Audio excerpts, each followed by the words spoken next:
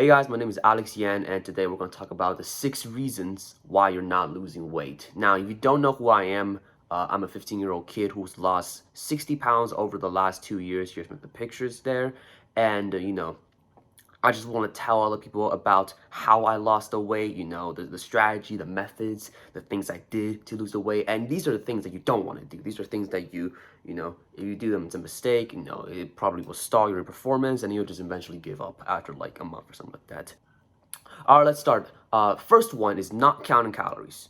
Not counting calories. Now, some people can do it, lose weight by not counting calories, but it's much more of an intuitive thing, which it is a thing. Intuitive eating it actually is a thing. But to most beginners, a majority amount of beginners, being able to not count calories and yet know the amount of food that they're eating, that they're under a certain amount of calories, is pretty difficult. It's very, very hard to be able to lose weight consistently without counting calories.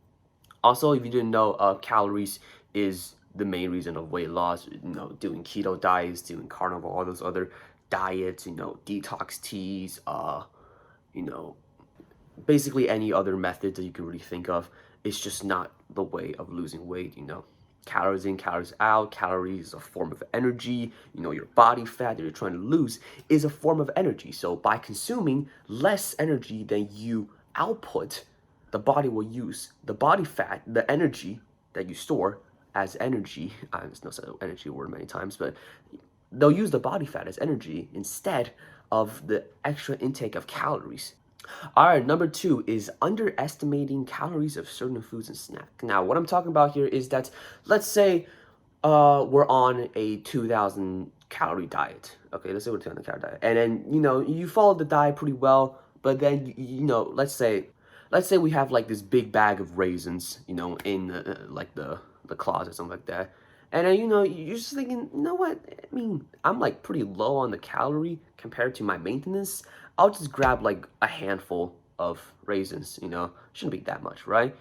Well, a handful of raisins is probably like 40 grams, 35 grams, and that's like 120, 130 calories, To your hand and to what you're seeing, it looks like a little bit, just a little bit. But those calories add up very quickly, okay? I could have some of my, family's food, they're cooking stuff. I can just like taste it a little bit, try a little bit of it. And then over time, those calories can build up to the point where you're eventually back up to maintenance and even more. And then you wake up next day, you weigh yourself, you're like, why did I not lose any weight? I followed the diet correctly. But, those little snacks that you take over time eventually builds up pretty big. Number 3, now this is a different one. It's not underestimating, it is overestimating the amount of calories that you can eat. Now, some people think that, I'm a dude, I'm a young man, and people think that, because I'm a young man, I'm taller, I'm like 180 pounds, that I can eat like 5,000 calories and lose weight. No, I can't. My maintenance is like 2,600, realistically. That's my maintenance, And obviously, a big part of it is like metabolism. Some people get more lucky than metabolism compared to others, Some people can eat more food than I am, still lose weight, even though they're like shorter, they're skinnier, they're doing less physical activities as I am. But life's unfair, and you gotta get used to it at one point. But anyway, back to what I was saying. Overestimating the amount of calories is like someone whose real maintenance calories is like 2,500, and they think like, oh, I don't know, but I think my maintenance calories is like 3,000. So I'm gonna cut like 500 calories, and I'll do 2,500 calories, and then they'll be on this cut, but it's really their maintenance. They have no idea what their maintenance calorie actually is. Now, you could use a TDE calculator, to calculate the amount of calories that you should intake for a cut, but those are not totally accurate. The best way to find this out is just experiment, You eat a certain amount of calories, go next morning, did you get fatter? Did you get skinnier? If you got fatter, then lower the calorie. If you got skinnier, stick with it. If you got too skinny or you were too hungry, maybe up the calories like a little bit. You just experiment with it. Number 4, too little calories. Now, again, let's say my maintenance is like 2,500. And I just say, you know what, I want to lose like 30 pounds in 2 days. And then I just go on like 1,000 calorie diet. Well, first of all, now the thing is, you technically can lose weight. You can. You definitely can. You will lose a lot of weight, in fact. You will lose a lot of weight, in fact. Should you? No.